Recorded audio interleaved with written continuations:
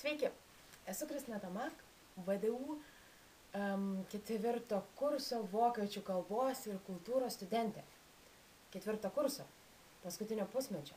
Tai reiškia, kad už pusmečio turėčiau pradėti dirbti ir galvoti, ką aš jau tikrai veiksiu ateityje.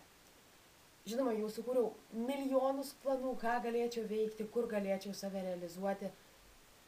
Ir kadangi aš studijuoju vokiečių kalbą ir kultūrą, tai noriu, kad ir mano studijų metai nenueitų veltui, kad galėčiau panaudoti ir pritaikyti tas savo visas žinias, kurias įgijau per tuos metus VDU universitete ir tiek užsienyje, per mainų programas, per praktikas, per pažintinės kelionės į Vokietiją ir panašiai. Tai mano planas yra ganėtinai paprastas.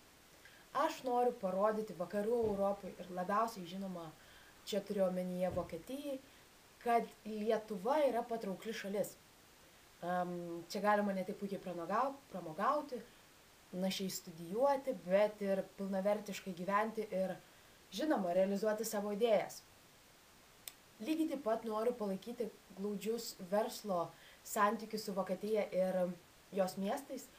Mat, kaip jau ir sakiau, pati tikrai daug buvau Vokietijoje ir daug čia mačiau, tad turiu ir subūrusi didelį pažįstamų ir draugų ratų, kuriame yra ir, pradėkim nuo paprasčiausių vaikų, nuo moksleivių, studentų, mokytojų, kunigų, mokslininkų ir visokių kitokių profesijų žmonių, kurie žino, kas yra Lietuva, kurie maloniai pasakoja apie Lietuvą, taip pat savo aplinkinių ratai.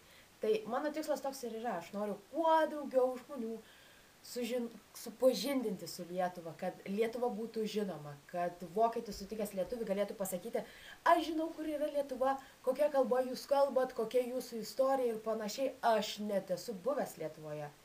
Tai pradėkim nuo to, Lietuva nebėra Rusija ir supažindinkim Lietuvą su kitomis Europos šalimis, o ypatingai su Vokietija.